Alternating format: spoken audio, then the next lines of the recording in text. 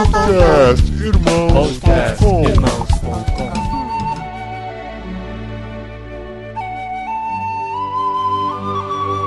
Olá, pessoas!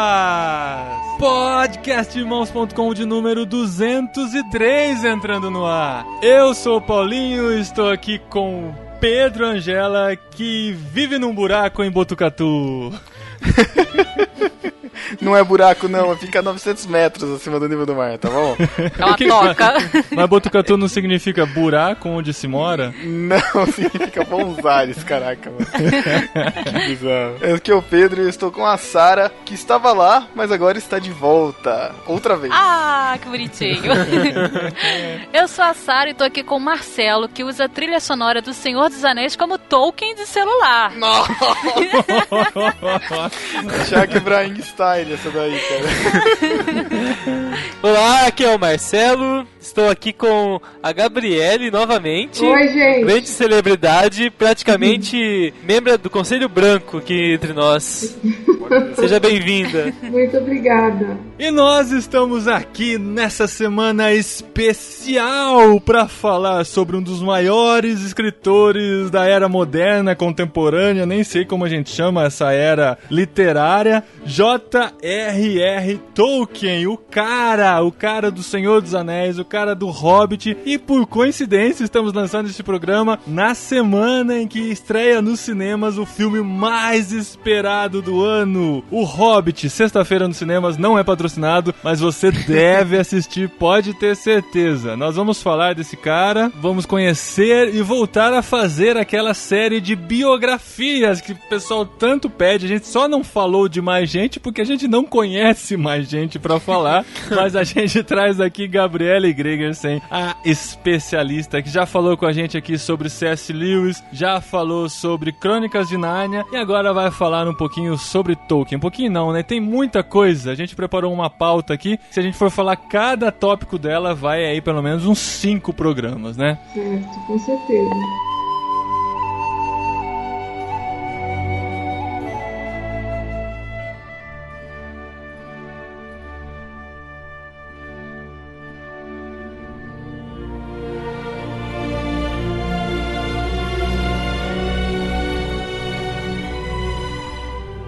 Então vamos lá, J.R.R. Tolkien. Eu já vou falar o que significam essas primeiras letras. John Ronald Reuel Tolkien. E foi ele que inventou esse negócio de colocar as abreviações? É pra não ficar tão complicado, mas sabiam que tem uma história bem interessante. A palavra Tolkien vem do saxão e significa, na verdade, Tollkühn, no alemão, que significa meio louco, assim. Meio louco? O cara é bastante... muito doido, assim. É bom da ideia. É. Não, pra escrever o que ele escreveu, ele realmente não era uma pessoa normal. A gente vai descobrir hoje como que ele chegou em todo aquele mundo imaginário que nós vemos nos livros do Anel, né? Toda a saga do Anel. Os livros do Anel. Não é não, por aí? O cara escreve uma obra daquela, aí a pessoa vem e resume como aquele livro do Anel. Aqueles livros do Anel, aí qualquer né? de uma revistinha que vende bijuteria. É uma sequência de 3 revistinhas da Avon, né, cara? Isso. Hermes. Olha só, Tolkien nasceu em 3 de janeiro de 1892. A gente não tá falando de alguém muito distante, né? Tudo bem, é distante, 1892, mas tá, de certa forma, próximo da gente porque ainda tinha internet de escada na época, acho. E tá próximo da gente porque ele morreu em 1973. Com 81 aninhos. 6 anos antes de eu nascer só. Então é algo... 10 depois do Lewis morrer. O Lewis viveu acho que 65 anos. Tolkien nasceu na África do Sul. Os pais eram ingleses, mas estavam na África do Sul, né, morando na África do Sul. E foi lá que ele nasceu em 1892. O pai morreu quando ele era pequeno ainda. Na verdade, a mãe foi pra Inglaterra com os 2 filhos, e nesse período o pai morreu lá na África do Sul. Eles saíram, na verdade, para dar um passeio e na volta ele já tinha morrido. Aí depois que ela mudou com os 2 filhos para Inglaterra, ele se naturalizou Tolkien e depois que ela morre eles vão para um orfanato primeiro. Uhum. Quando o pai morreu, eles foram pra Inglaterra. Ela levou os filhos pra Inglaterra, passou a morar lá. Isso. E viveram numa área rural, né? Numa zona rural lá, num vilarejo. Botucatu lá da Inglaterra. Era o condado. É o condado, exato. Que foi o que o inspirou a criar o condado, né? Porque nessa primeira infância dele, ele viveu lá, depois mais pra frente ele foi mudar mais pra um centro urbano. Isso. Ainda com a mãe, né? Antes da mãe morrer, ele teve contato com os contos de fadas. Ele começou a conhecer esse mundo imaginário, toda essa fantasia por trás dos contos de fadas, que o Marcelo gosta bastante, né, Marcelo? Eu gosto, cara. Marcelo gosta desse universo. Faz tempo que ele tá falando pra gente assistir Once Upon a Time. Ah, muito bom. Não assistam. É muito bom. Parece Cara, eu tô Vale com uma a pena. overdose de Branca de Neve e 7 Anões. Eu não sei Upon a Time. É nos 2 filmes que apareceram no livro lá do Fabiabu.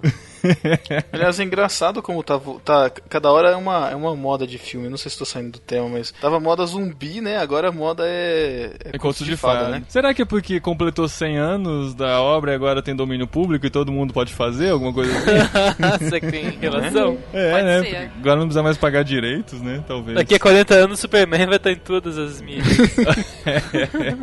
Então, já desde pequeno, ele com esse mundo imaginário e despertando já todo o interesse dele na área da fantasia, né? Que depois a gente vai ver que foi ele foi um dos pais dessa nova literatura de fantasia aí do século XX, digamos assim. Ele pretendia, na verdade, criar uma mitologia para a Inglaterra, para a Grã-Bretanha, que não tem mitologia. Porque ele dava aula, né, de mitologia, ele entendia bastante disso. Isso, com certeza. Mas não tem mitologia porque o cristianismo chegou lá e arrasou tudo que tinha de informação do povo. Mais ou menos. Houve uma mistura muito grande de povos também que trouxeram as suas próprias mitologias e não deu tempo de se formar bem na época em que a Europa formava as suas e outros lugares e a Inglaterra ficou de fora, porque tinha muita gente de fora também. E depois veio a guerra, né? Isso. O pessoal se matando do lado, morrendo do outro, não tinha como. Constituir uma identidade cultural a partir da mitologia. Uhum. Mas vamos continuar lá. Ele ainda tá com a mãe, a gente já sabe que ela morreu.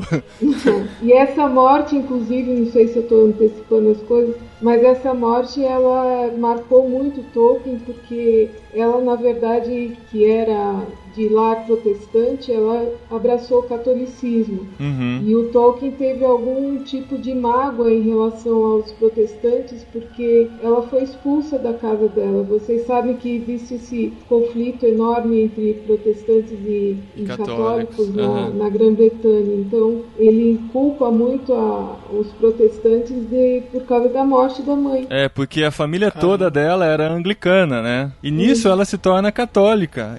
E por causa disso a família abandona ela. E quando ela fica doente com diabetes, que naquela época ainda não tinha um tratamento, né? Um controle como tem hoje, ela morreu por conta disso, abandonada pela família. É engraçado notar que assim, os grandes escritores que a gente vê, os mais antigos, todos eles tiveram uma formação religiosa. E ou eles gostavam muito da formação religiosa, a gente viu isso nos filmes, ou eles detestavam completamente, ficavam com raiva e iam pro outro lado, mas também faziam obras brilhantes. O cristianismo inspirou muitos, com certeza, tanto pro bem quanto pro mal. Ou viraram grandes críticos ou grandes adeptos. Então, com a morte da mãe, ele e o seu irmão passam a ser criados por um padre jesuíta. Durante um tempo, então, ele... Nesse orfanato, o padre cuidando dele. E ele despertando muito interesse pelas línguas, né? A gente sabe que ele foi um grande linguista, inclusive criou alguns idiomas, né? Algumas línguas, eu não sei qual que é o termo correto. Essa é a coisa mais maluca desse cara, meu. O cara não tem nada pra fazer, vai inventar um idioma. Como assim, cara? Só pro universo de Senhor dos Anéis, ele inventou inventou tanta coisa, que eram tantos povos, tantas paisagens, tantos lugares e tantas línguas, ele criou realmente um universo. Ele não escreveu um livro. O universo todo. Ele criou exatamente um universo. Os aficionados por Tolkien no mundo inteiro já criaram línguas próprias. Então tem o élfico australiano, tem o élfico germânico, tem, enfim, todas essas línguas têm suas versões nos países de origem dos fãs. Pra ver que ele fez uma base, assim, linguística. Ele não pegou uma coisa assim, escreveu qualquer coisa, misturou umas sílabas. Ele realmente formou um idioma. Então, e foi nessa época que isso despertou muito interesse nele. Segundo nossos estudos aqui, ele estudou grego, latim, línguas antigas e modernas, como o finlandês, que serviu para a criação de um dos idiomas élficos, e o galês, que foi base para outro idioma élfico. Caraca, mano. Cara, muito louco isso. Aí, com 13 anos, eles saem do orfanato, ele e o irmão dele, e mudam-se pra casa de uma tia em Birmingham, que é quando ele vai pra essa área mais urbana, né, e começa a ter contato com a sociedade mais moderna, mais industrializada. Mas ele criou essas línguas, então, com 13 anos, Paulinho? Não, a gente tá falando que ele estudou essas línguas, e ele é um cara que gostava muito dessas línguas. Importante, antes dele mudar pro Grande Centro, ele conheceu a Edith. Ih, é verdade. Edith. Não, é Edith. Ele teve um namoro escondido aí com ela. Pois é. Era um caso de amor, né? É verdade. Ele não tinha permissão pra namorar com ela. Isso. Mas olha só o que é amor, gente. Ele não tinha permissão. Ele esperou e depois casou com a menina. Olha que bonitinho. Escolheu esperar por ela, né? Escolheu esperar por ela. E foi lá, pá, casou com a menina. Mãozinha pra frente. Então, pá, sim, porque ela nesse meio tempo, como ele não se comunicou com ela de jeito nenhum, ela noivou. Teve um noivo nesse meio tempo. Menina, me conta esse negócio. Pois é. Foi com C.S. Lewis ainda, quer ver? A história é longa. E aí ela abriu mão do noivo porque reatou daí com Tolkien e resolveu casar com ele. Que coisa bonita. Ela pensou cara. assim, ele vai ter as obras feitas em mais de 20 línguas, vai vender mais de 200 milhões de cópias, vai ter um monte de nerd afim dele, eu vou dar um pé no meu noivo. Ela já sabia naquela época que nerd é um investimento rentável, a longo prazo. Compra na baixa e vende na alta. Compra aquele cara esquisitinho, meio louco. O nerd de hoje é o bom marido de amanhã, o novo rico de amanhã, diz a música. É verdade.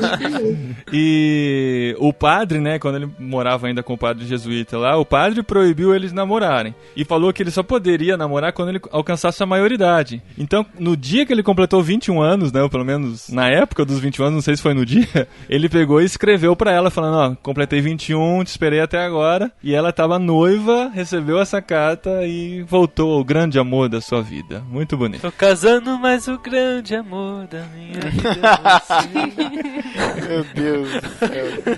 Aí eles se casam, né? Casam, e ela veio a ser a mulher que o acompanhou durante 55 anos de sua vida. Olha que bonito. E tiveram 5 filhos, né? 5 ou 4 filhos? 4 filhos. 3 meninos e uma menina. E um desses filhos até hoje é quem cuida do legado dele, De todo o legado, que é o segundo e filho dele, o bem Christopher. que ele teve filhos, né? Porque ele escreveu as obras dele pensando nos filhos. Uhum. Ele tem não tudo foi a ver. pensando assim, vou vender. Né? Contava histórias pra Naná, pros filhos, e aí ele se inspirou. Pro Hobbit, principalmente. Essas crianças deviam ter insônia, né, cara? Para fazer umas histórias tão grandes assim, cara. E aí os orcs chegaram, destruíram com tudo.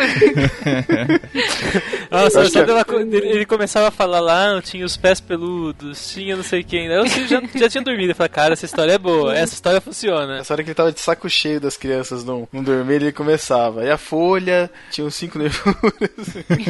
Aí ele começava Aí, a como detalhar elas o não cenário. ouviam porque dormia, ele resolveu escrever um livro. Inclusive, né, a gente não vai falar do Hobbit em si, da obra e tal, mas todo mundo sabe, assim, que o Hobbit foi criado como uma história pros filhos dele, né? Uhum. E isso é muito engraçado, assim, porque é infantil a história, mas não é pra criança de hoje em dia, né? Criança de hoje em dia não tem a mínima paciência pra isso. Mas detalhe é que ele mandou o filho do editor ler. Isso.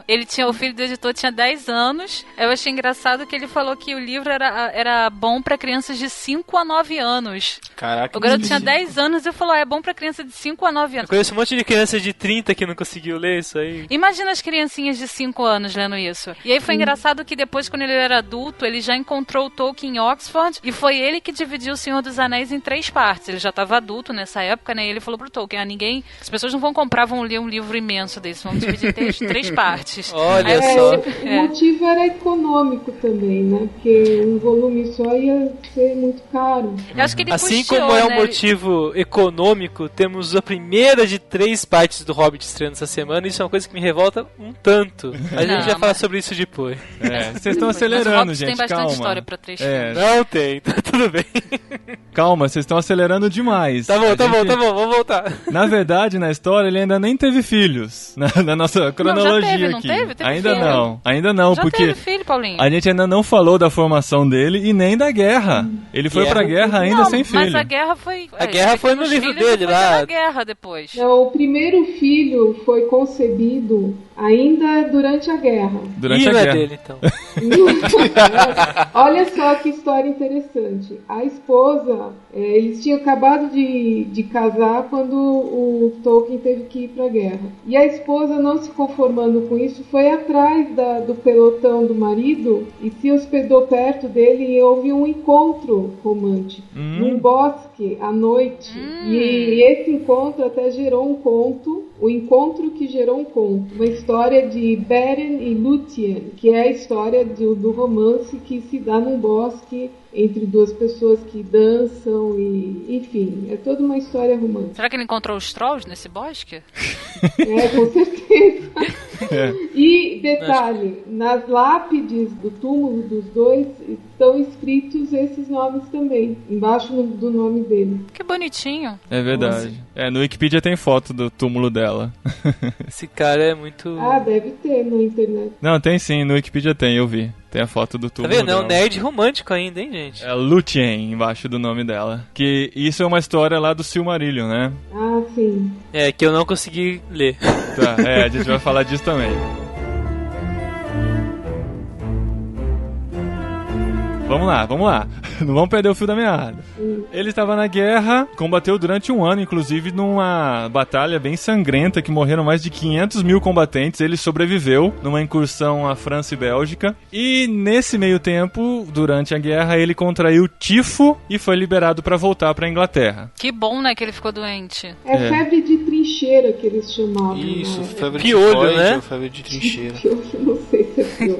E foi durante a guerra ainda, na verdade, que ele começou a escrever o seu primeiro livro, que foi o Livro dos Contos Perdidos, que mais tarde veio se tornar o Silmarillion, que ele não publicou em vida. A gente vai ver depois que só o filho dele veio publicar depois da morte dele. E parece, assim, pela história, que era o xodó dele, né? Ele sempre quis publicar e sempre aparecia outra coisa no lugar, e o livro nunca chegou a ser publicado. Então ele já estava formado, né? Tornou-se filólogo. O que é filólogo, Gabriele? Olha, é uma pessoa que estuda a fundo a estrutura da língua, né?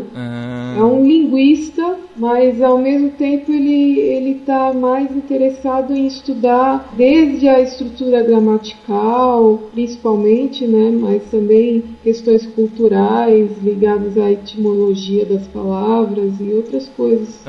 Se tornou professor universitário de anglo-saxão, inglês e literatura inglesa. Isso. Aí ele foi convidado então para participar da equipe que preparou o New English Dictionary, que é o equivalente ao Aurélio aqui do Brasil. E foi muito elogiado porque ninguém era como ele, assim, os coordenadores do projeto e tal ficaram impressionados com o trabalho e com o conhecimento que ele tinha na língua, né? Exatamente. Cara, é falta de internet e falta de novela, né, gente? Faz isso. Você vê quanto ele produziu, né, cara? Você vê a diferença, né? Quando a gente tem tempo livre e aproveita, né? Só dos universos e os idiomas que ele criou. É importante a gente observar que ele era professor, tinha as obrigações, e conseguiu, além disso, ainda criar uma obra desse tamanho, né? Pois é. E ele era um pai presente, isso é mais louco também, né? Porque podia falar, não, também deixou a família lá largada e se dedicou muito ao trabalho, né? Mas muito das obras dele surgiu por causa do tempo que ele passava com os filhos, contando histórias, criando universo. É muito louco, né, cara? Imagina, assim, o André tem as historinhas que ele gosta, imagina ele chegando assim, pedindo pra eu contar a historinha e falando, não, deixa essa historinha de lado, deixa eu contar uma história que eu inventei. Aí começa a criar um universo e tal. Criança dorme no meio, aí ele empolgado senta na escrivaninha e continua escrevendo. Não, e ele era acadêmico, né? Além das grandes obras que são as mais conhecidas, o Hobbit, Senhor dos Anéis, Silmarillion, existem contos que ele escreveu, vários contos, sobre o Giles of Han, que é um agricultor, um sobre Tom Bombadil, vários contos de Natal que ele escrevia na época de Natal e que foram reunidos depois. Então, não é só a obra grande que ele escreveu e se dedicou, ele se dedicava a contos menores também. Quando ele mandou o Senhor dos Anéis pra alguém, pra pessoal escrever lá, ele esqueceu uma página de Tom Bombadil dentro do negócio lá e colocaram no Senhor dos Anéis, cara. Que o negócio não tem nada a ver lá, que o Peter Jackson... Tanto que no filme ele não aparece, né? Não tem nada disso, ainda bem, né? Porque cara, é muito chato aquilo, cara. O cara começa a cantar do nada. O que ele era? Ele era tipo um deus, assim, porque ele era tão poderoso que tudo aquilo que tava acontecendo em volta lá na Terra-média, pra ele não importava. E o melhor, ele não se submetia ao poder do anel. A nenhum poder, né? Parecia que tava sempre acima de qualquer coisa. E eu tinha certeza que ele ia aparecer no final pra resolver as coisas, mas não, sumiu. Ficou no meio da história. São coisas inexplicáveis que existem na vida também, que o Tolkien simplesmente assumiu. Boa. É tipo na Bíblia aquela história do... Como chama aquele rei que era o primeiro profeta que o Abraão pagou? O Melquisedeque. Melquisedeque. É tipo isso, né? Tipo aparece no meio da história, você não sabe por que tá lá. Aconteceu alguma coisa, mas a gente não sabe o que é. Pois é que aí que tá o cerne da coisa. O importante no Tolkien não é tanto a sequência das histórias ou a lógica racional das histórias. O que é importante é a mensagem das histórias, é a ética que está por trás de todos os acontecimentos. Conta aí, Sarah, o negócio do Tom Bombadil aí que você tá vendo. Oi? Fala aí do Tom Bombadil que você colocou aqui. No vaso sanitário. Não, fala. Fala, né? As pessoas não estão lendo. Então, o Tom Bombadil, ele surgiu por causa de um boneco dos filhos dele que tava num vaso sanitário. Eu fico pensando, o cara era acadêmico, ele deveria orientar, escrevia as teses dele, estudava bastante. Ainda tinha imaginação pra criar uma história, porque ele viu um boneco dentro de um vaso sanitário. Senhor. Eu não sei como é que eu vou dormir hoje. Incrível, né? E foi em 1925, quando ele tinha 2 filhos ainda, que ele conseguiu publicar o seu primeiro livro, junto com um cara chamado E.V. Gordon. O nome do livro é Sir Gawain e The Green Knight. Deve ser isso, The Green Knight, que é baseado nas lendas do folclore inglês. Esse foi o primeiro livro que ele conseguiu publicar. Você conheceu esse livro? O Cavaleiro Verde, né? Que é uma história mitológica. Deve ser sobre essa história daí. Ele que inventou já era uma mitologia conhecida? Já é uma mitologia conhecida. Ele queria resgatar isso no folclore inglês. Ele estudava inglês, mitologia nórdica, não era? Também. Eu acho que ele fez uma tese sobre o Beowulf. Isso, exatamente. Os monstros e os críticos é o subtítulo da... Eu acho que foi na mesma época que ele estava escrevendo o Hobbit, se eu não estou enganada, ou o Senhor dos Anéis. Quando ele entregou essa tese, ele estava desenvolvendo um livro.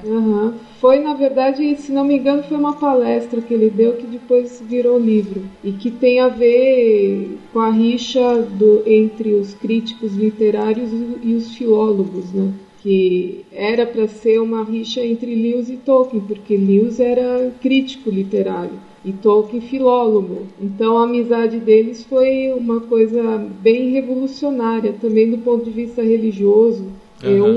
Um como católico, outro como anglicano. Então a amizade entre os dois, ela tem essas curiosidades aí que são importantes. É legal porque tinha Ainda existe isso, sei lá, em alguns lugares, não sei. Mas acho que naquela época era muito forte essa coisa dos grupos literários, as sociedades que discutiam literatura, os clubes. Em algum lugar deve existir ainda, Paulinho. Sei lá, cara, deve existir. Eles se encontravam em pubs junto com outros escritores. E ficava discutindo e... falarem sobre aquilo que eles estavam escrevendo, um trocava uma ideia com o outro. Caraca. Devia ser muito louco, cara, tomando os drinkzinhos lá e viajando.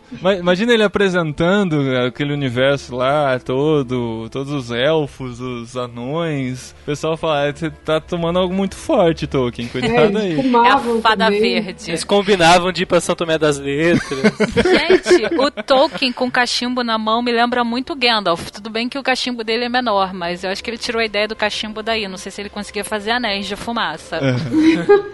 Muito bom. É mesmo. Ainda sobre a amizade do Lewis e do Tolkien, é interessante notar que quando eles se conheceram, a gente já contou a biografia aqui do Lewis, ele era um ateu convicto, né? Apesar de ter sido criado no anglicanismo, ele se frustrou muito com o cristianismo e se tornou um ateu. E foi quando o Tolkien, que por causa da sua mãe e por causa de tudo que a mãe sofreu, se tornou um católico convicto, ele tentava converter o Lewis ao catolicismo, né, Gabriela? Sim, mas não havia assim uma pressão para isso acontecer, tanto que eu uso a amizade deles como um exemplo de pluralismo, uma espécie de tentativa de união entre as várias vertentes do cristianismo. Eles, na verdade, nunca brigaram por conta dessa diferença. Então, isso nunca foi um motivo para eles brigarem ou para ficarem discutindo. Pelo contrário, o Tolkien, ele ajudou no processo de conversão do Lewis, mas o Lewis se converteu para o anglicanismo,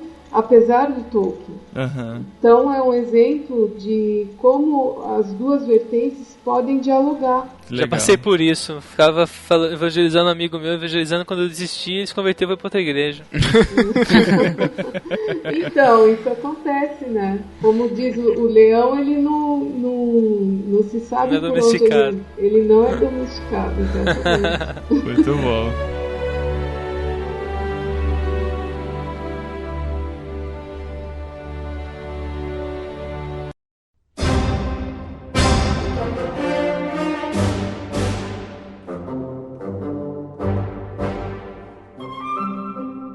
Então vamos entrar no livro lá do Anel.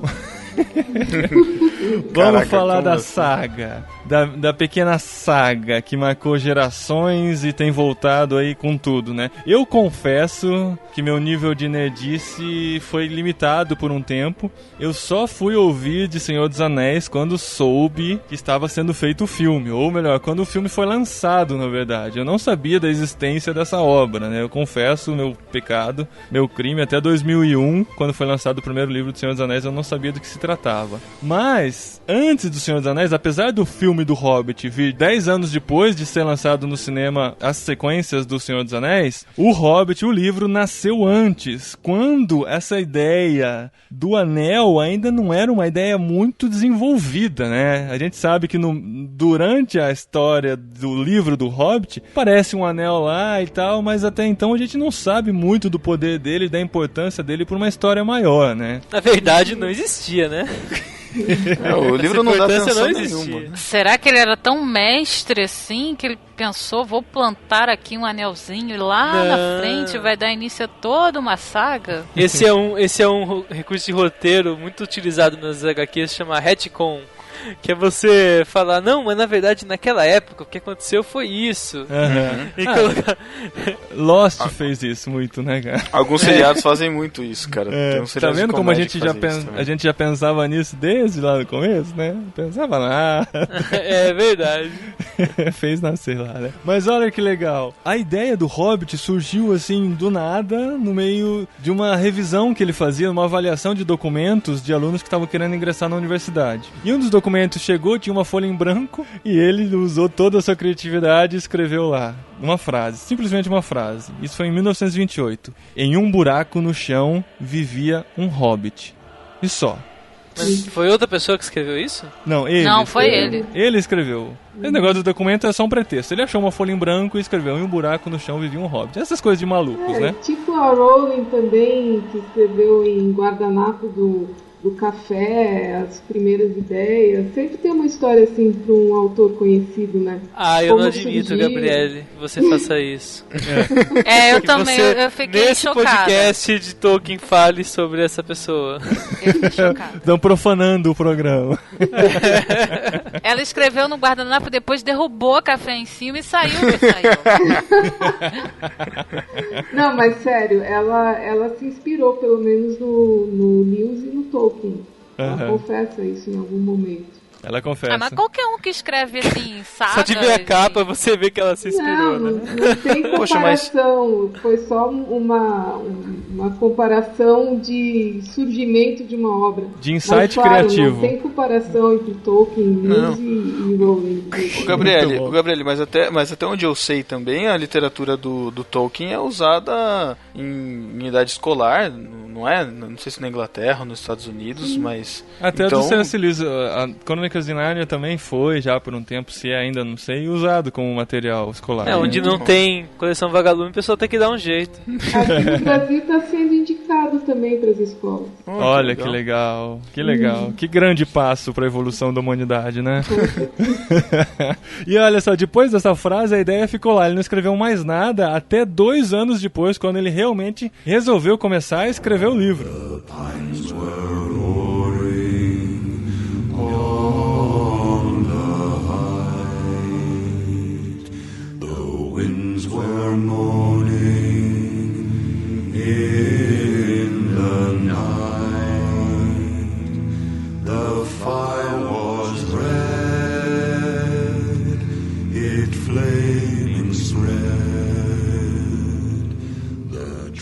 Like torches blazed with light. E aí em diante foi desenvolvendo o livro, mas ele parou no meio. Chegou num ponto lá, não sei se é por causa dos compromissos dele ou por falta de ideia, mesmo bloqueio criativo, ele parou. E algumas pessoas tiveram acesso a esses manuscritos e falaram: não, essa história tá muito legal, você precisa continuar. Então foi só 7 anos depois que o livro foi publicado, né? Então ele começou a escrever em 1900... Primeira frase ele escreveu em 1928, começou a escrever o livro em 1930 e o livro foi publicado em 1937. Com o sucesso do livro, fez um pequeno sucesso na época, mas assim, o suficiente para gerar interesse nos editores de fazer ele continuar aquela história. Aí ele chega para os editores e fala: tem um livro que eu escrevi aqui, lá durante a guerra, comecei a escrever e terminei, que eu gosto muito dele, que chama o Silmarillion. As pessoas pegaram aquele livro e acharam muito esquisito, muito complicado, comparado com o Hobbit, né, que era uma história muito mais simples, muito mais leve, escrita para crianças, e não quiseram publicar de jeito nenhum. Não, esse aqui não. Você vai continuar aquela história, vai pegar aquela história do Hobbit e vai desenvolver mais para um universo maior, que é isso que vai vender, né? Aí então que ele fala: tem aquela história do anel que eu coloquei lá no meio do Hobbit, eu vou usar essa história e vou desenvolver, eu vou criar uma saga em volta disso. E aí então que ele começa a escrever toda a série do Senhor dos Anéis, né? A ideia começa a ser desenvolvida, todo aquele universo, todo aquele mundo fictício de fantasia. Mas de onde ele tirou esse negócio desse anel aí? Porque apesar de ter sido usado meio passant assim na história do Hobbit, deve ter algum simbologismo dele querer trazer isso de volta, né? Será que se inspirou em alguma coisa? Na verdade não é um anel só, né? É um anel e vários outros. Uhum. Então, muitos acham que o anel está simbolizando a tecnologia e todo imaginário criado em volta da tecnologia antes da guerra, que era a época do welfare state, que o sonho americano de consumo ia se espalhar pelo mundo, que todos iam adotar o way of life americano. Então tinha todo esse imaginário, e com a guerra isso veio por terra, principalmente com a bomba de Hiroshima e tudo mais. Mas também ele era bastante assim avesso a tudo que tinha muita tecnologia. Ele era bem nerd nesse sentido, ele não gostava. Então, inclusive a esposa dele não usava eletrodomésticos, ele gostava da vida bem simples mesmo. Caraca. Mas o fato é que o anel é mais do que isso, pelo que eu entendo. Para mim, não só um anel, como todos os anéis, tem a ver com a ideia de poder, né? E o poder nas mãos do bem ou do mal. E o poder como sendo uma fonte de corrupção, de possível corrupção, inclusive das pessoas boas da história. É engraçado que a gente acompanha a saga do Um Anel, mas tem todos os outros, né? Que podia ter virado outras sagas. Nossa. Capaz que o Peter Jackson faça isso depois. Tem que dos anéis 9 foram para homens, né? Que já foi facinho, né? Já se corromperam, viraram escravos do anel. É muito louco. O Tolkien, com essa versão toda da tecnologia, o manuscrito dele devia ser manuscrito mesmo, né? Sim, com certeza. Não usava acho que nem máquina de escrever ele... É muito já louco. Falamos aqui que... Já falamos, eu sou louca. No prefácio do Senhor dos Anéis, ele conta, né, como nasceu a história do Senhor dos Anéis e tal. Ele fala que assim que ele concluiu o Hobbit, ele já começou a escrever antes mesmo de publicar o Hobbit. Só que daí ele deu uma parada porque ele queria expandir mais toda aquela mitologia, as lendas dos dias antigos, os mapas, todas aquelas regiões que ele estava criando, ele queria expandir mais antes de continuar. Então ele queria fazer um pano de fundo completo, né, um universo. Como todo bom filólogo, ele era extremamente detalhista. E ao contrário do Lewis, né? Eles eram contrários nesse aspecto. O Lewis escrevia e não olhava mais. Tinha fauno, tinha chifre, é isso aí, vamos em frente. Vamos em frente, exato. E o Tolkien tem que não. Por aqui, vai, é Papai Noel mesmo. Já é Papai Noel mesmo. E o Tolkien não, vamos revisar e revisar de novo, etc. Então eles eram bem diferentes nesse aspecto. Nos dias de hoje ele seria uma máquina, né? Nossa, imagina, cara. De escrever, porque hoje quem começa a lançar livros, mas já tá no... Vai que vai. Aquela que não vamos mencionar mais aqui já tá fazendo uma série de livros adultos agora. E já vai ser uns 8 também. Eu tava vendo aquela série... Aquela Vagalume? série... Ai, caramba, esqueci agora. Crepúsculo. Não, aquele dos caras que voltam no tempo, pra tempos bíblicos. Operação Superbook? Cavalo de Troia. Superbook. Isso foi a série de seriado. Operação Cavalo de Troia tá no 15, sei lá, cara. Os caras não param, continuam. É inesgotável o tema, né? Imagina ele hoje em dia com um computador. Não, hoje em dia ele ia ficar maluco, cara, no meio da tecnologia, não ia escrever nada, ia se matar cedo. Caraca. Não, mas interessante que na mitologia grega também tem um deus que roubou o fogo do Olimpo. Prometeu, exato. Ele roubou o fogo do Olimpo e deu aos homens. E ele foi castigado. E foi duramente castigado pelo próprio Zeus. Agora, ele tinha um rim comido pela águia, né, todo dia.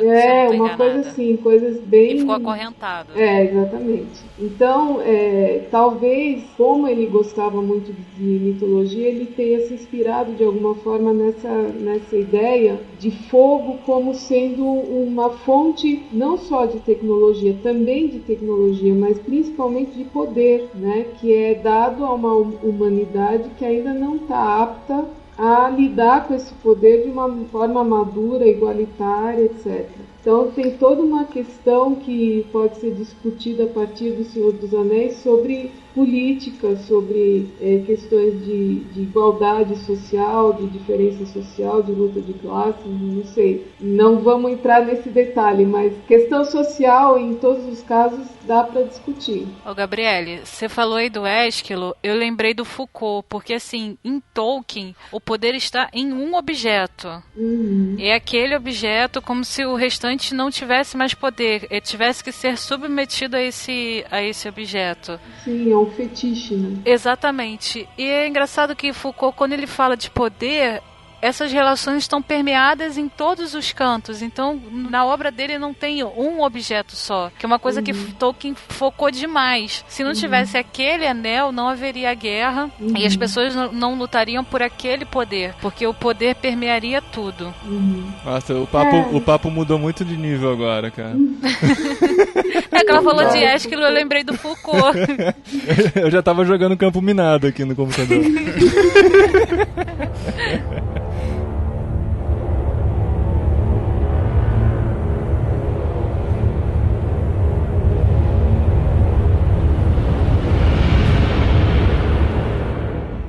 Eu acho que, assim, tem muita coisa. Se a gente for entrar na análise de toda a mitologia do Anel, de tudo que tem por aí, daria um programa só pra isso. Eu acho que até vale a pena a gente sonhar com a ideia de um dia voltar e discutir mais sobre isso, que vai ser interessante. Mas, assim, que dá pra tirar que o cara era maluco mesmo, era um gênio e desenvolveu essa mitologia como ninguém, né? Acho que ninguém conseguiria fazer algo tão completo e tão rebuscado como ele conseguiu fazer. Tanto que, pra entregar O Senhor dos Anéis, ele levou 12 anos pra entregar até a primeira pessoa lá da editora ler e avaliar e fazer as correções e tal. Então, 12 anos. Ninguém mandou ele colocar tanta musiquinha, né? Por isso que demorou. É verdade, cara. E é difícil, né, esse negócio das músicas, mano. Eu ficava tentado a pular. Eu falava, mas como que eu vou falar que eu li o livro inteiro se eu pular as músicas? Vocês não têm essa crise também? Não, que tem umas partes assim que ficam muito chatas no Senhor dos Anéis. Por isso que eu gosto do Hobbit. E por isso que tem material pra 3 filmes, que é muito mais acelerado. Bom, mas aí a gente entra numa outra discussão que é a literária, né? Hoje, na verdade, são músicas, mas é a poesia que é mencionada aí. E a poesia é um tipo de literatura que hoje as pessoas quase não têm mais um sentimento, um sentido, um senso para ela, porque se tornou uma arte muito distante do nosso dia a dia. A pena da poesia, o problema da poesia é que ela traduzida, ela perde muito do seu encanto, com né? certeza. Então a gente está lendo em português. Vamos crucificar os tradutores, né? Não. Schopenhauer já falava que não tem como ser a mesma coisa, que perde um pouco o sentido quando você vai para uma outra língua. Por isso que ele defendia que as coisas fossem lidas na língua original que elas foram escritas. Só que aí fica difícil, né? A gente aprender inglês, né? Alemão, latim, grego. Não, e o Lewis dizia que se a tradução não perde nada é porque a obra é ruim. Muito bom. Que ótimo. Eu, como tradutora, tinha que dar essa parte. Se eu não me engano, Schopenhauer falava que as traduções eram como chicória e sola de sapato. Caraca. Assim. Eu já ouvi falar que todo tradutor é um traidor, né? Então, isso aí. a famosa frase. Mas não tem nada a ver, não. Tá errado a frase. Tá errado. Mas aí, ó, o Tolkien escrevendo, e ele não sabia, né? A gente imagina a pessoa quando começa a escrever um livro, já sabe exatamente como vai terminar. Às vezes ele até sabia como ia terminar, mas ele não sabia como ia ser todo o percurso. Então, quando eles chegam lá no primeiro livro ainda, na Sociedade do Anel, diante do túmulo de Balin, em Moria, ele faz uma longa pausa, se não me engano, de 1 ano, quase 1 ano. Ele fala aqui no prefácio, tô lendo agora, já foi quase 1 ano parado, porque ele não sabia para onde ir, teve um bloqueio criativo realmente, até 1 ano depois reassumir o livro e continuar a história, né? Então você vê que mesmo um gênio como ele tinha seus bloqueios criativos, né? Com certeza, e eu costumo até comparar o processo de forja dos anéis, a partir de um anel, com o processo dele escrevendo o livro. Eu vejo ele como um grande tecelão, tá tecendo o tempo todo, sem muitas vezes saber, tendo um motivo, sim, um tema grande principal, mas não os detalhes. Então ele vai construindo os detalhes ao longo do processo de construção da obra. Isso é bem interessante. Isso é muito louco, porque assim, eu tô tentando imaginar tecnologicamente, né? O cara escrevendo à mão, né? E assim... Aí vai e volta, né? Esse volta, aqui no Word é fácil, né? Você volta, acrescenta uma coisa aqui e tal. Qualquer coisa que eu vou escrever à mão, se é uma criação, criação, uma coisa vai ficar toda rabiscada, né? Imagina ele com toda essa riqueza de detalhes, todas essas nuances que tinha em toda a história, né? Fazendo isso à mão devia ser uma coisa muito maluca. Enquanto ele escrevia a saga, ele escreveu um livro paralelamente, né? Que é considerado autobiográfico, apesar de ele usar personagens, ele se identifica muito com esses personagens, chamado Leaf by Nigel, sei lá. Ele era esse Nigel, e ele discutia esses dilemas e questionava a relevância de sua obra. Olha que coisa maluca. É, igual a gente faz às vezes, né? Igual eu faço enquanto faço podcast, eu sempre fico questionando, né? Será que tá fazendo diferença mesmo na vida das pessoas, isso e tal? E ele questionou sua própria obra, né? Discutiu isso nesse livro que ele fez durante o tempo em que ele escrevia O Senhor dos Anéis. Eu tenho a impressão que ele usava a escrita como uma espécie de terapia. Principalmente com relação à própria obra dele, né? Mas também outros assuntos que ele usou a escrita como uma espécie de terapia. Por exemplo, tem um texto dele, inclusive um orientando meu traduziu, chamado On Fairy Tales, sobre os contos de fada. E esse artigo, que na verdade é mais científico, vem introduzido por um conto também que conta a história Tree and Leaf, conta a história de um artista que tenta desesperadamente desenhar ou pintar o quadro perfeito e não consegue, sempre joga fora, e é uma árvore que o inspira, e aí ele morre, e um certo dia ele aparece no céu e vê a pintura que ele tanto desejava encarnada na frente dele. Então, inclusive, diz que a árvore que ficava na frente da janela dele era muito inspiradora, ele usava a árvore como uma fonte de inspiração, e que quando um dia foram derrubar a árvore, ele ficou desesperado, porque ele se inspirava nessas coisas simples da vida, sabe? E ele usava a escrita como uma válvula de escape, uma forma de trabalhar suas próprias crises. O Gabriele, na época que foi lançado assim os livros, eles foram bem recebidos assim, porque eu não sei, com essas nuances assim, eu não sou um conhecedor muito profundo assim, mas com essas nuances parece que eu não sei se as histórias que eram contadas na época eram um pouco mais romanceadas e tal, mas foi bem recebido, teve um sucesso relativo. Foi super bem recebido logo de cara, assim, tanto que houve até cópias piratas que surgiram nos Estados Unidos. Nossa! E que os próprios fãs alertaram e começaram a lutar contra essas cópias. Então, e ele teve que fugir, ele não gostava muito da popularidade, então ele foi morar no interior, em algum lugar mais escondido, para tentar se safar desses fãs, que ligavam a qualquer hora na casa dele, né? Não lembravam, geralmente americanos, eles não lembravam que havia fuso horário, então ligavam na casa dele de madrugada, assim. Então, ele mesmo, o sucesso que ele fez foi maior do que ele mesmo imaginava ou previa.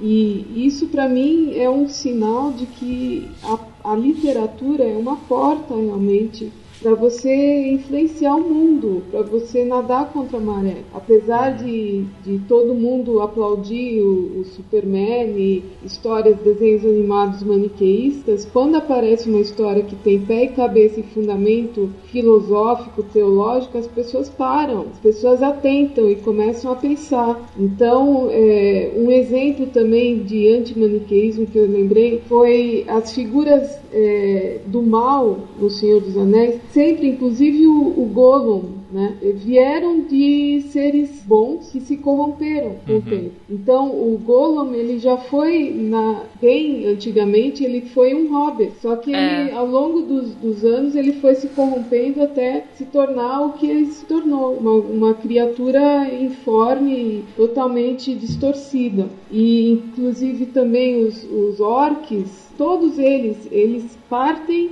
a figura deles surge a partir de alguma coisa boa. É como a relação entre doença e saúde. A doença não pode existir num corpo que não seja são. A doença não existe por si só. E assim o mal no Senhor dos Anéis não existe por si só. Ele sempre parte de alguma coisa boa que acaba sendo corrompida. Caramba, que legal. Eu inclusive tava quase reclamando com vocês e falando que era assim maniqueísta, se você comparar com obras mais novas como Crônicas de Gelo e Fogo e tal, que tem personagens mais humanas e mais dúbias, mas realmente, né, se for pensar bem, pô, bacana, achei ele bem legal isso. O Gollum é um grande símbolo disso, né, era uma criatura que era boa, o anel distorce tudo em volta dele mesmo, né. Isso. Nossa, é muito bacana. É como o frio e o calor, não existe frio num lugar que não houve calor antes. O frio não existe sozinho, o frio é a ausência de calor. Então a ideia de bem e de mal é chave para você entender o Senhor dos Anéis. E é o que eu defendo no livro que foi publicado há uns anos atrás pela Ultimato, o Senhor dos Anéis, da fantasia à ética.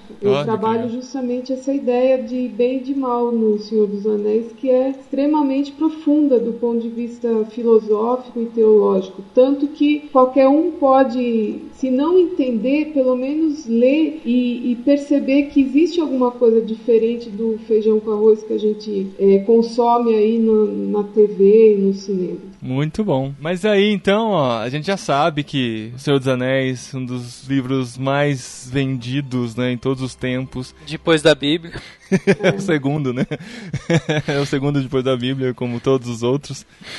O Tolkien é um dos escritores que mais lucrou, digamos assim, depois de sua morte, né? Um dos artistas, né? Em 2009, a revista Forbes listou as 13 celebridades mortas que mais lucraram naquele ano. Tolkien alcançou a 5ª posição, com ganhos estimados em 50 milhões de dólares. Eu não sei como que fizeram pra entregar pra ele, né? Aí Michael Jackson e Elvis Presley são os 2 primeiros colocados no ranking aí da Forbes. A família que lucrou, né?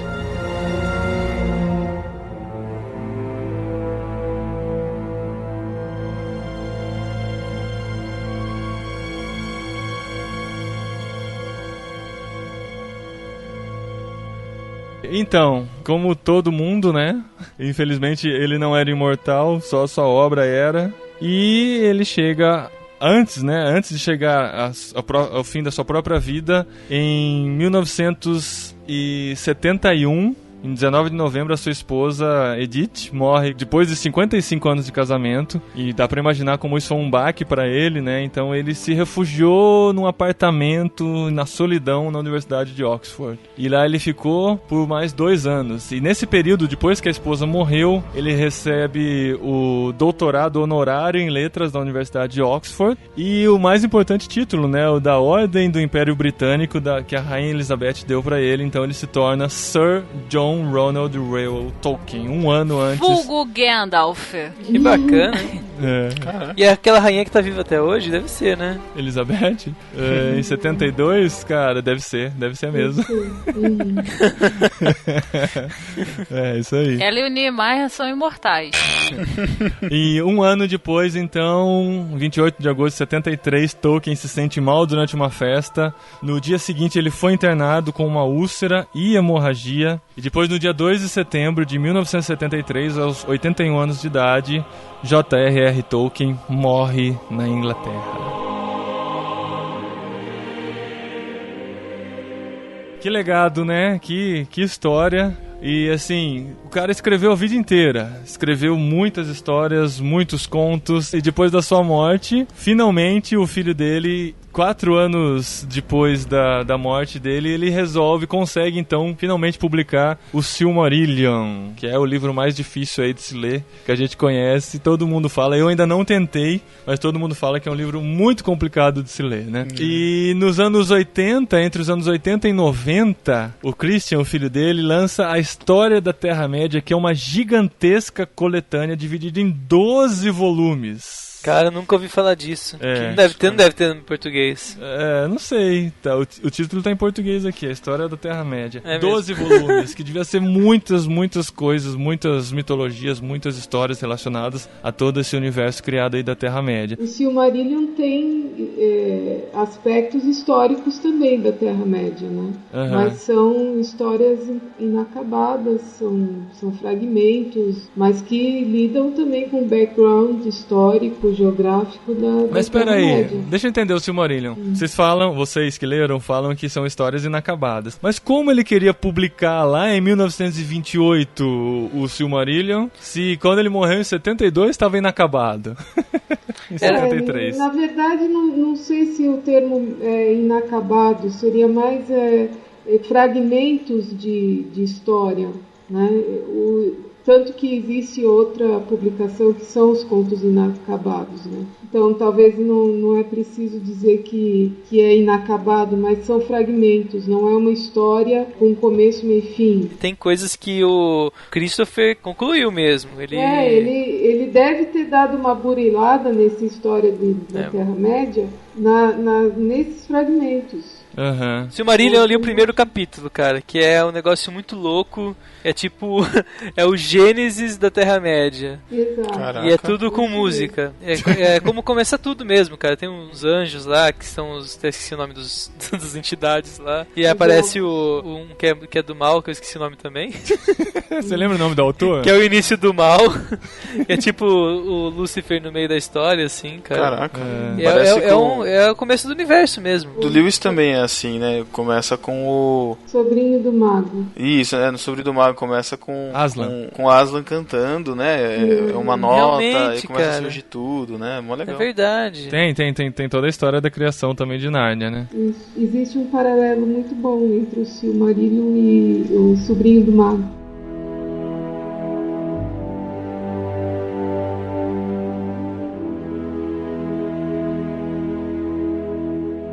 E o legado, então, que Tolkien deixou pro mundo, né? Pra literatura, pra cultura pop, digamos assim, né? Eles dizem que tem até os equivalentes aos trackers, né? Os trackers do Tolkien, né? Os trackers são os que gostam de Star Trek. E tem os equivalentes do Tolkien, como que chama? Que são Não, acho que não tem nome, cara. É fãs Os do Tolkien. Stalkers. Os Tolkiens. Os fãs do Tolkien. Os Tolkieners, alguma coisa assim. Tem sociedades Tolkien e tudo mais, né? Pessoas que se reúnem pra discutir isso. Antes Tem da milhares internet. de sites. Antes da internet, eles se comunicavam através de cartazes nos metrôs de Nova York, né? E imagina, combinando encontros pra discutir. E continua até hoje a influenciar muita gente, com a chegada dos filmes, muito mais. O Peter Jackson disse que ele leu o livro quando ele tinha 18 anos e que ele ficou pensando, caramba, eu mal posso esperar pra ver esse filme. O cara esperou quase 20 anos quando ele mesmo fez o filme. E foi bom que, assim, ele resolveu fazer numa época que a computação gráfica já estava avançada. E ele filmou muito bem. Eu fico imaginando se fosse um outro diretor, esse negócio ia ficar tão bem feito, que o cara é perfeccionista e filmou os 3 filmes de uma vez. Porque ficou muito bom. Se fosse antigamente pra criar os orcs, outras criaturas, assim, você fica pensando como é que vai ser. Gandalf. E agora o Hobbit, 11 anos depois, deve ser muito melhor. Aquele dragão deve estar espetacular. Ele deve ter mudado o final, não deve ser dragão.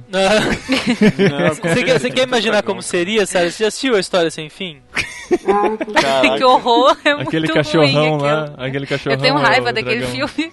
Agora, eu vou mostrar o outro lado da história. Eu fui participar de um evento de filólogos em que eu apresentei algo sobre Tolkien e no final, depois das perguntas e tudo, as pessoas perguntaram bastante, mas uma pessoa veio e falou, mas a gente é autorizado a falar em Tolkien no mundo acadêmico? Ué? Aí eu falei, claro que pode, né? Mas a dúvida, o que me marcou nessa pergunta dessa participante é a dúvida se o mundo acadêmico abriga ou pode abrigar estudos sobre uma ficção tão ficção assim, tão ficcional assim. Nossa, é muito pop. Ele é pop demais. Então, você perguntou do legado. Eu acho que o legado no mundo acadêmico ainda é muito pouco reconhecido. As pessoas têm muito preconceito por ele ser, exatamente por ser muito pop, muito popular, muito, talvez, moralizante. e coisas que a academia não gosta. Que coisa. Olha só, tô chocado, sério mesmo. Mas o C.S. Lewis também teve um fim parecido no mundo acadêmico. Por ele ter sido popular, inclusive ele demorou para ascender na carreira acadêmica por conta do sucesso que ele fazia com as Crônicas de Nárnia. Não levavam a sério, né? Não, eles achavam que não era científico, não era acadêmico, enfim, não era digno da academia. Até Simpsons, né? Pois é. Que tem de trabalho sobre Simpsons por aí. Pois é. Mas o que tem de trabalho sobre Senhor dos Anéis também, né? Na época dos filmes, o que... Eu sei que a Gabriele colaborou com isso também, né? Mas o que surgiu de livro, O Senhor dos Anéis e alguma coisa relacionada, né? O cristianismo no Senhor dos Anéis, tem Deus... a filosofia do Senhor dos Anéis. Deus no Senhor dos Anéis. O Senhor nos Anéis. Tem uma editora que é especializada nesses livros, chama Editora Madras. Eu fui ver lá na Bienal do livro, cara. Todos os livros são assim. Tem de tudo. Tem de Simpsons, Chaves, Matrix. Ai, é tudo a filosofia e tem todos os livros. É dessa editora mesmo que eu tava falando. Mas é interessante o livro. É bastante acadêmico, escrito por professores gabaritados, tudo certinho. E assim, e tem várias, antes do Senhor dos Anéis, tem várias produções cinematográficas inspiradas, né? Uma das mais famosas é A Lenda, com o gatíssimo Brad Pitt. Não, é o outro. Que é isso? Eu ia falar, a Lenda não Tom tem Cruise. nada a ver. O Tom Cruise. Lendas da Paixão? Não, A Lenda, com o gatíssimo Tom Cruise. Tom Cruise. O primeiro filme do Tom Cruise. O gatíssimo é por conta da Sarah. Sei. E o Willow, né? Vocês assistiram Willow, na Terra da Magia? Também é inspirado... Vocês não assistiram a Sessão da Tarde? Não. Ah, não, A Lenda, cara. a Lenda eu vi de madrugada só porque era com Tom Cruise, mas achei muito ruim. Nossa, Deus guardou mesmo, né, gente? Que a vontade que tinha de fazer alguma coisa com o Senhor dos Anéis era enorme. Ah, não, aconteceram algumas coisas, né? Mas graças a Deus, Peter Jackson, inspirado, fã de Tolkien, dirigiu esses filmes e com os 3 filmes ganhou nada mais, nada menos do que 17 estatuetas do Oscar. Caraca. Não, olha só, o cara simplesmente transformou um país, gente. A Nova Zelândia não é mais a Nova Zelândia. A Nova Zelândia é a Terra-média. É a Terra-média. Tem um pedacinho lá que virou a Terra-média. Tem. E nós temos amigos lá na Nova Zelândia, né, Marcela? A gente precisa fazer uma Vocês precisam excursão me pra apresentar lá. esses amigos pra gente conhecer a Terra-média. Só digo isso. Cara, eu tenho um amigo lá também, cara. Ele já fez vários passeios nos lugares das filmagens lá. Deve ser demais, cara. Eu queria muito conhecer o condado. Gente, me leva. Ah, nós somos condado. A toca do Hobbit. A gente foi no condado, a gente foi assistir o casamento do amigo nosso mês passado. Não, aqui em Florianópolis tem um grupo de lutas medievais que é muito legal. Eles se apresentam em casamentos, em formaturas, em eventos gerais. E eles são bem parecidos mesmo com o Senhor dos Anéis. Ah, imagina, gente, que legal. Eu ainda não casei. Imagina uma luta medieval. Foi por isso que eu não casei ainda, porque eu não sabia que tinha um grupo que fazia luta medieval. E você sabe que teve até desenho animado sobre o Senhor dos Anéis lá nos anos 80. Dos mesmos criadores do Thundercats. Eles fizeram a série de desenhos animados sobre o Senhor dos Anéis. Olha só que coisa maluca. Senhor dos Anéis. Nossa. Aí ele colocava o anel, né, e ganhava o poder, alguma coisa assim. É o olho de Tantera, não tinha um troço desse? O olho de Sauron era... E você sabe que o Dungeons and Dragons, né, o jogo, né, de RPG foi criado baseado em toda a mitologia do Senhor dos Anéis. E o desenho Caverna do Dragão também teve muita inspiração no Senhor dos Anéis, né? Por causa dessa relação com o Dungeons and Dragons, que inclusive em inglês Caverna do Dragão é Dungeons. Eu não sei falar isso. Dungeons and Dragons. Olha só, por falar em coisas baseadas, vocês não acham que o Gandalf era baseado no baseado? Só uma dúvida pra ficar aí no ar, aqueles anéis de fumaça.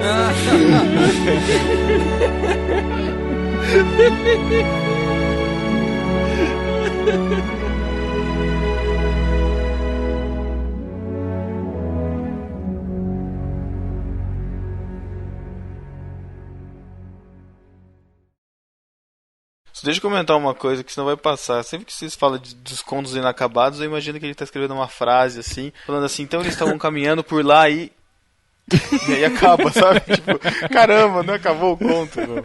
Cara, eu não consigo. Eu não consigo ler uma coisa que eu sei que tá inacabada, cara. Exato, eu não igual, li, cara. Igual mas assistir assistir uma série que foi cancelada, sabe? Ah, não é. dá, cara. Nossa, isso é sacanagem, cara.